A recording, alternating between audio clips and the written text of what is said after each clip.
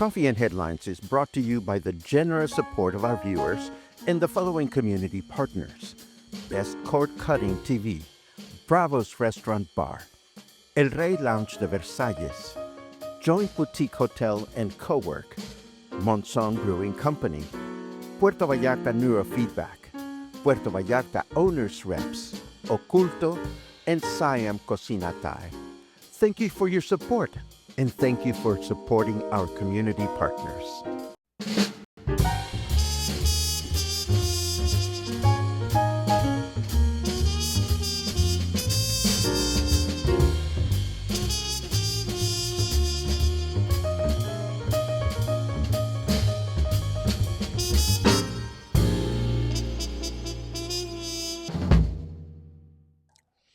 Good morning, everyone. Welcome back to Coffee and Headlines. It is Saturday. It is the end of the week, and the day looks absolutely beautiful, and I'm happy to be here. It is March 29th. Another month goes by almost, and we are getting close to our 5-year anniversary. Yes, 5 years ago at this time, we were just learning about the pandemic, and I was rolling my eyes and playing with my thumbs like this, like, oh dear, what am I going to do? And here we are, 5 years later, almost to the date.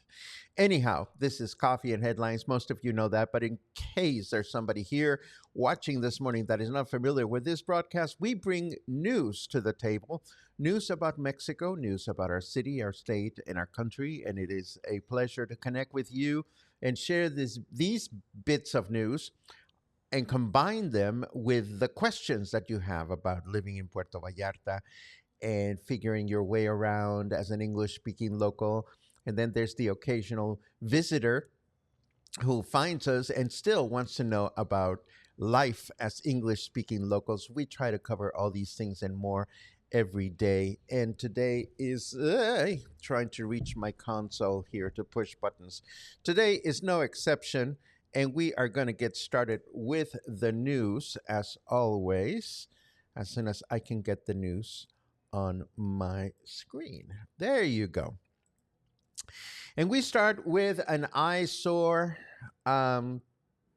Razer type recreational vehicles have been a red flag in Puerto Vallarta for some time. Their caravans, however, have already caused accidents, worrying the population, who have demanded preventive measures and regulations from the authorities. In response, Mayor Munguia has announced that they will monitor these activities and even announced that they will be patrolled. This is all very vague. For the record, these Razer type vehicles do not qualify as regular vehicles in the Jalisco law, so they're kind of in limbo. And as long as they remain in limbo, they're going to continue to be sold without much paperwork, and they're going to be continued to be used a lot of times very responsibly, but occasionally not so much. We'll see what happens with this one. And, well, this is great news for real estate developers, I suppose. Another tower has been announced in the hotel zone with 26 stories, becoming one of the tallest buildings in town, even though it hasn't been constructed just yet. Let us hope that for their own sake, that the developers building this tower have all the environmental permits in place. We know how Profeco and Semarnat like to come by every now and then and say, well, did you get all your feasibility studies in place or not? Let us hope that they are prepared to answer questions about how they're going to manage waste and how they're going to manage water use. I'm just saying. I don't know how many more of these giant towers the city can withstand with available resources, but what do I know? And yesterday was a good day because direct flights from Felipe Ángeles International Airport in Mexico City to Puerto Vallarta resumed, starting with 2 weekly flights in this new phase. Let us remember that Mexicana suspended 8 routes at the beginning of the year, including the previous IFA to Puerto Vallarta route. And the airline reported that market performance and flight seasonality were taken into account. The route now consists of two weekly flights. On Fridays and Sundays, the flight departs from Mexico City Airport at 8:45 a.m., landing at 10:10 a.m. in Puerto Vallarta, while the return flight departs at 11:37 a.m.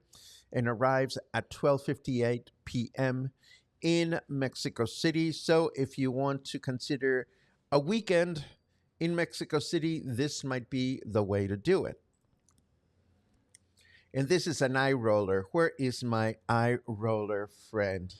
Let's see her. Is she eye rolling? She's eye rolling in the big screen. I love it. So hear me out. This is too funny. At least I think it's funny. Pitillal residents are complaining because now that their main plaza is getting washed, remember the mayor announced that plazas in Puerto Vallarta would get washed to keep the city, clean and free from urine smells and all those kinds of things that happen late at night. Well, the residents are complaining because there are puddles. There are puddles left behind. I assume, rather, I am sure that the people that are complaining are people that have just moved here and have not seen that plaza or the city for that matter when it rains.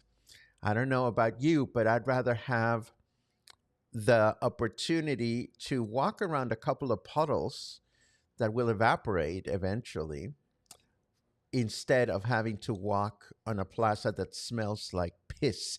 But that's just me. You might feel differently. And I have another eye roller, and this is almost too funny. I do want to wear the eye rolls for this one. Oh, good heavens.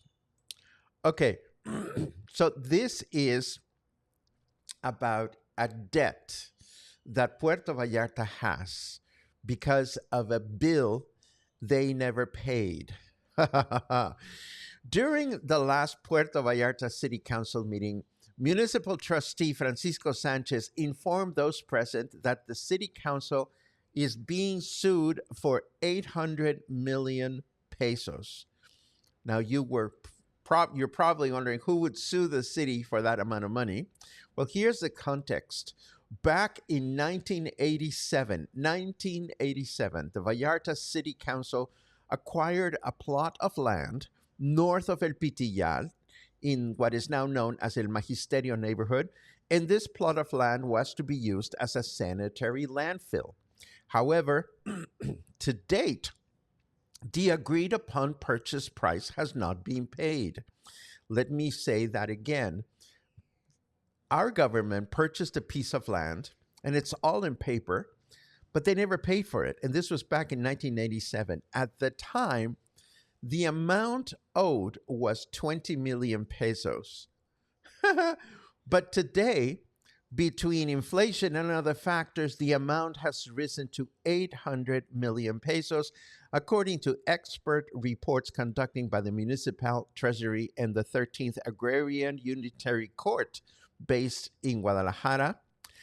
Apparently, the case reached the aforementioned court back in 2007, and it recently issued a final judgment in favor of a gentleman by the name of Gregorio Espinosa Mendoza, the original owner, and the city council must compensate him. So the city is now having no choice but to find a payment plan or somehow acquire 800 million pesos that are owned to one individual because several governments ago, the city simply forgot to pay for a bill. I don't know, but this is paradise where we live.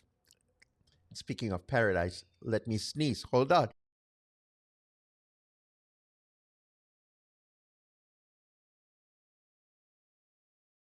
Ah, oh my goodness, that's two in a row.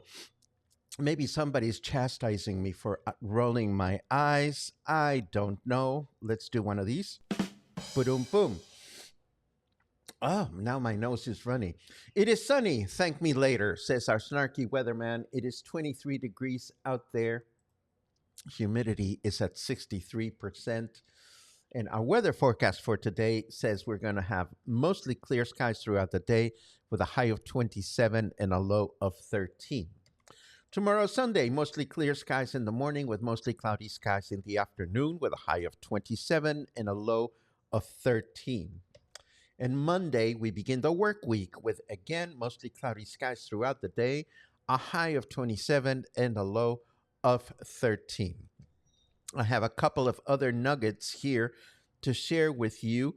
And we start with this one. This is just a friendly reminder from the federal government. You see this all over the place, particularly in small towns where people still have parrots in cages. And the government of Mexico issues a gentle reminder that having caged parrots at home is illegal unless they were acquired through a sanctioned sanctuary. Failure to show the proper paperwork can set you back over 500,000 pesos in fines. So we're not kidding around here. And if you already have a parrot that somehow was in your property, and you're feeling the guilties, don't sell it, don't give it away, because in doing so, you are going to cause legal problems for the person that receives it. It must be reported with environmental authorities to relinquish it voluntarily or to regularize it. And I know my mom is watching from heaven, and she is fuming because mom always had a parrot in the house, and that was always fun until mom passed away. And then the parrot continued to laugh like her, and that was just too eerie. And speaking of eerie, should you find yourself in the city of Ciudad Victoria in Tamaulipas, the bishop of the diocese of said city has reported that there is a person with a Central Mexican accent who calls himself Carlos.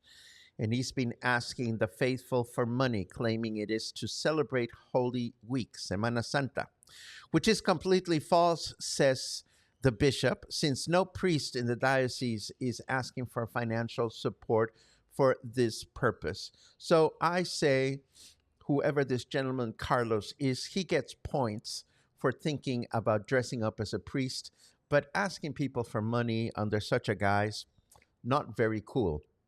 Not very nice. And of course, it is the weekend. I'm getting ready for my presentation this coming Thursday, behind the scenes of Hands On Vallarta. If you ever want to know how to put an event together, what kind of resources are available to you, as in free software and AI applications that can help expedite the process, this is one that you will probably want to enjoy. It's going to be this coming third at the Joint Boutique Hotel and Co-work. Same time, same place as the music appreciation presentations, but there's no music in this one. Unless you hear happy music in your head because you finally decided to conquer ChatGPT and other applications out there. I'm sure it will be very interesting for some. And that is a great cue for us to switch over to your comments. And oh my goodness. And the first comment that I see is from Tim Bufford. Now, Tim Bufford, you share a last name with someone we love very much here at Coffee and Headlines. If you happen to be Michael's brother, then we share a lot of love and gratitude for you as well. If you're not related, well, we love you anyway, just because you are new. Welcome to Coffee and Headlines. Great to see you. Let's see. John says, good morning. And I know that John is probably antsy because today is the last day to catch Harvey, the play that John is directing for Teatro Sin Borders. So if you haven't seen Harvey, today is the day in which you can watch it. I believe it is the last show. Good to see you, John. I hope it's going well. And I see many, many, many good mornings. And speak of the devil, the last performance of Harvey is tonight. Last night's show was amazing. Great audience. There you go. Laura, how did you get your podcast going? What inspired you to start? Happy 5th anniversary. I I've told this story before, and I'm happy to revisit it. Why not? We don't go at it very frequently, so I'm going to try to keep it brief. Oh, and my nose is running. So I was the editor of a magazine here in town for many years, for over a decade. Then I quit because it was time to move on. I was doing freelance consulting on social media and things like that.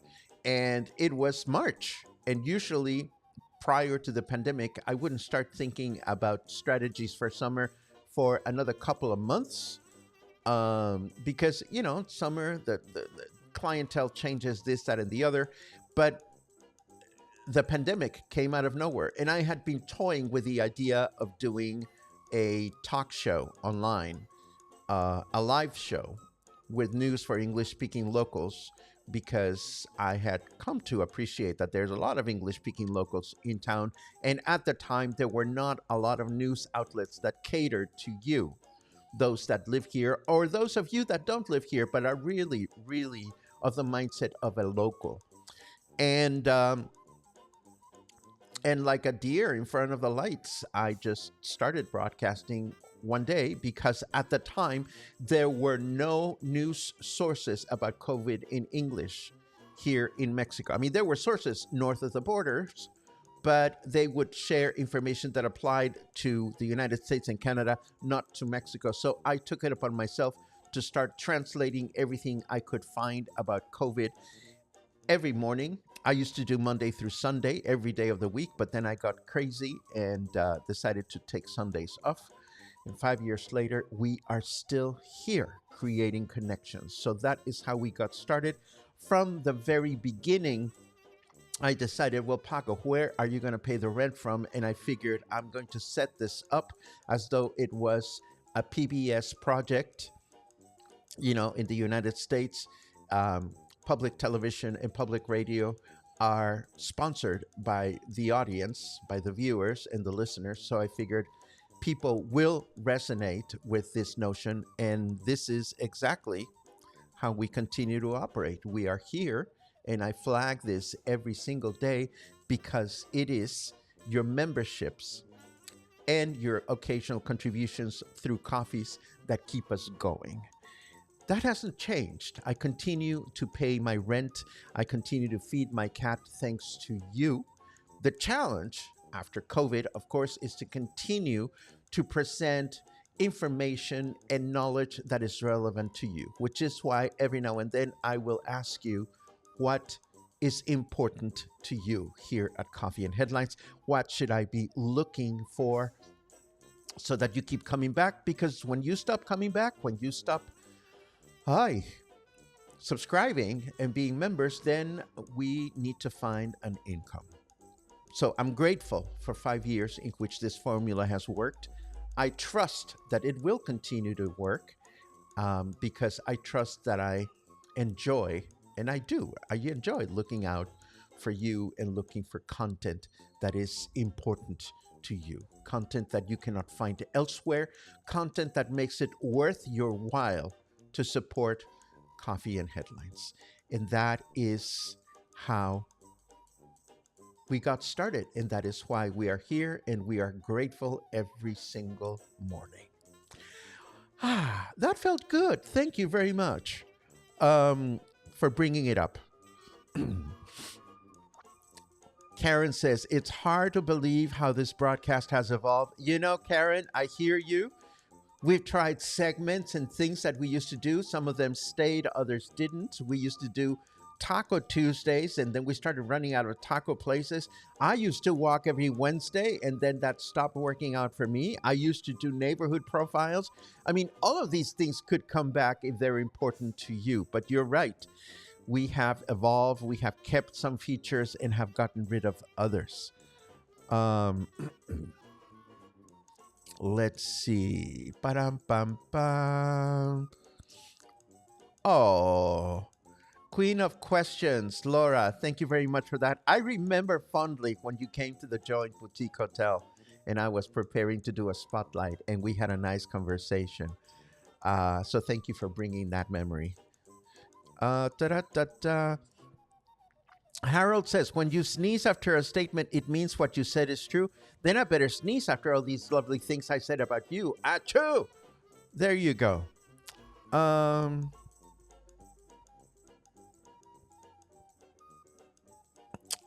let's see. Oh my goodness, Tim Beford. Oh my goodness. Well, let me tell you, we are huge fans of your brother, and you're awesome. He's awesome. Thank you for being here, and thank you for being so wonderful. I'm gonna leave it at that. Let's see. John says, "Oh my God, remember your original live shows with the brick background?" Yes, I totally do. I used to have a green screen behind me, and I used to broadcast with a brick, a fake brick background. Let's see what else. Yes, Paco was a great distraction from the pandemic and made my decision to move to Puerto Vallarta easier. Michael, thank you. Thank you. Thank you. And David says, I love that you're still here together almost 5 years later. Always grateful to Paul Chris for letting me know about your broadcast. Oh, thank you very much. And Logan, that's the way we became the cluster bunch. Actually, there's a story behind that. We became a cluster because of our dear friend Claude. Claude, who lives up in the mountains with his husband Luke. One morning, Claude said, we are a cluster, and it's stuck. So we are a cluster. We continue to be a cluster 5 years after the fact. How exciting is that? And this brings us to the end of today. And yes, it is exciting. I'm going to go window shopping for yarn, although I don't need any, but I am going to do it anyway. You know where and you know why? I'm going to Macro Plaza because the Telas Parisina there is now 2 stories. And on the second story, they have all these Turkish wine, not wines, yarns. Maybe I should get some wine too. Turkish yarns that I want to go look at. And I'm not going to buy any, I promise, because I have plenty of projects in the house. But I need to get out of the house and listen to more audiobooks as I'm walking down the street. Thank you very much for letting me ramble yet another day. Thank you very much for keeping me company. And thank you so much for being such an amazing cluster of Coffee and Headlines fans. It means a lot to me. Have a great rest of the day. Have a great Sunday. And I'll see you Monday morning for more Coffee and Headlines.